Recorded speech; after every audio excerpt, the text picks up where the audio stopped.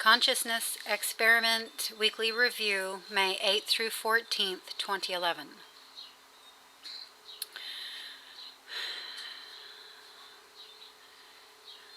A busy week, a good week. There are some new things, some new experiences, not really new experiences, but maybe experiences coming more fully, more solidly into my experiment here that I'm not quite sure how to include yet, or if I should include, or if they're already sort of included in a larger context that I'm just not seeing yet.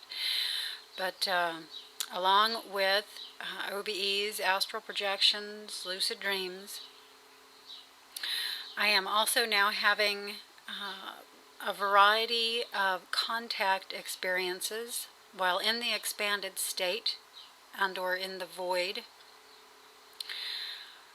I'm also having some inner energy center alignment that is allowing a form of energy to come through me that is a form of healing energy, and this is coming to me more and more. Last night and this morning I had another event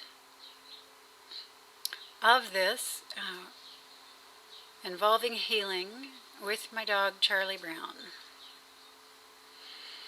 And you know, whether it's my consciousness expanding out into wider dimensional realms, or my consciousness opening right here in this physical reality and letting those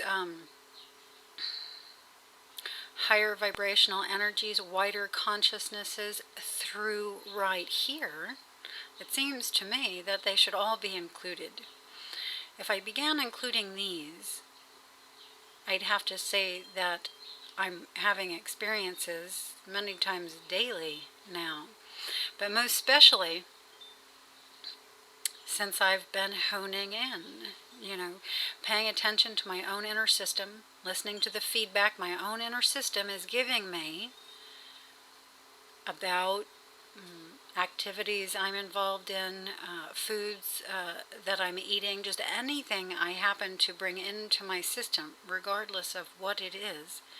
Just listening to my own inner system, receiving the feedback, and responding appropriately with the feedback. Continue with this action or discontinue with this action. And you know, that's the really big thing that's kicking everything up right now. So this week, once again, on 3 days of the week, no events occurred. No OBEs, lucid dreams, or astral projections. On 4 days, events did occur. So again, even if we're just including these, the rate of experiences is staying up at a double or more than double increased rate.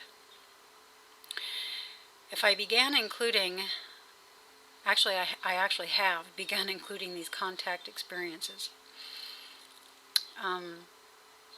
Sometimes they're from someone I know, my ex in particular. And you know, it's interesting, I do not know if he is still on the planet with us, or if he is on the non-physical side of reality at this point. But boy, has he been coming through a lot and strong, and he does seem to be part of my inner team. So it's very interesting, you know. I won't go into that, but there's some interesting details involved in it. Let's see. When I moved to Santa Monica, gosh, I think it's 6 years ago now. Could be 7, could be 5. I'm going with 6. I started looking for a personal crystal for myself, and You know, it being Santa Monica and just crystal shops galore all over the place. You know, I was really surprised that I wasn't finding my crystal. And this past week, I had a childhood friend come visit me here, and while we were out, I found my crystal. Just amazing. So I'm going to introduce her to you now. Let's see, I don't know where to put her. Right here. She's awfully close there. But this is Isa. Her name started coming through to me, you know, the night I brought her home. And she's just gorgeous. I believe it's called a citrine crystal, and she has many rainbows inside her. And I have been sleeping with her and placing her on the energy centers and having some pretty wild, phenomenal experiences, many of which are going to take me some time to integrate. They are so beyond what I can fathom with my conscious awareness at this point in my evolution. But I'm sorry, I have something in my mouth. Okay, so that was Isa, and I'm now working with Isa. And you can read into the logs, again, I'll post them below, about some of these experiences I've been having. The most fascinating thing that does have my attention at the moment, you know, as much as I do enjoy opening my consciousness out and traveling into other dimensions, allowing the wider dimensional aspects of myself through right here in this reality is amazing, and perhaps even the ultimate point of all of this. So I do want to bring up that last week, the week before, real shaky concept of time right now, but in the last couple weeks, my dog got sick, and I started picking up on this myself within my own body, and was involved in a healing process with him. And this really didn't stand out in my awareness until last night. Last night I had laid down. It was getting time, you know, to go to sleep. And I was listening to some audio from the Monroe Institute. And all of a sudden, my right leg, down near the shin or ankle on the inside, just a pain popped up out of the blue. It would surface there, and I'd be like, ow! And, you know, it was to the point where, you know, my hand would immediately go to it. And it would stay there for a minute or two, and then it would recede. And then a minute or two later, it would come back. Now, this continued repeatedly well into the night. But what happened at that point was my feet started getting hot. The K-flows were coming through. It's been a long time since my feet got so hot I actually had to ice them. But that's what I did. And then I just started doing some yoga, you know, trying to open up the back body, see if I can get the flows to come through a little bit more smoothly. And while I'm down there on the ground, on my hands and knees, it occurs to me that in that position, where I'm feeling the discomfort correlates to my dog's right hind leg, which has been gimped for a day and a half. He hasn't been able to walk on it. And I was just like, oh my gosh, am I helping him with some sort of healing happening in his leg? And I just went right over to him and gave him a little pet and said, I would love to help you with some healing. And I went into the night, and oh boy,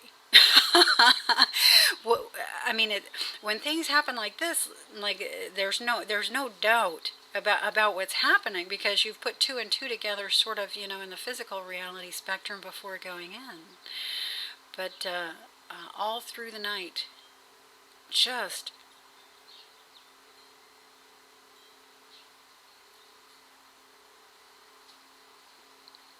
Well, I participated in a healing, and I will say that it was hard for me to handle. I would not have been able to handle this in a lucid or fully conscious state. So I handled it in the dream state. I will mention now, though, that my dreaming is very different than it was before. Since I've started projecting my consciousness into other reality systems, and consciously knowing, that this is taking place, my dreams now, even my standard dreams, in which I'm not directly consciously present. I am consciously present to the degree that I remember everything in great detail. And I haven't exactly figured out what exactly is happening yet. But what I think is happening is, as I'm falling asleep, I'm awake in the standard state of consciousness, and I'm able to stay awake and conscious through into the expanded state. I feel that a part of my consciousness, or perhaps all of my conscious awareness, is part there in that expanded state, and from within it I go into a dream scenario. I don't know if that's traveling very well or not. It's the only way I know how to say it at this moment.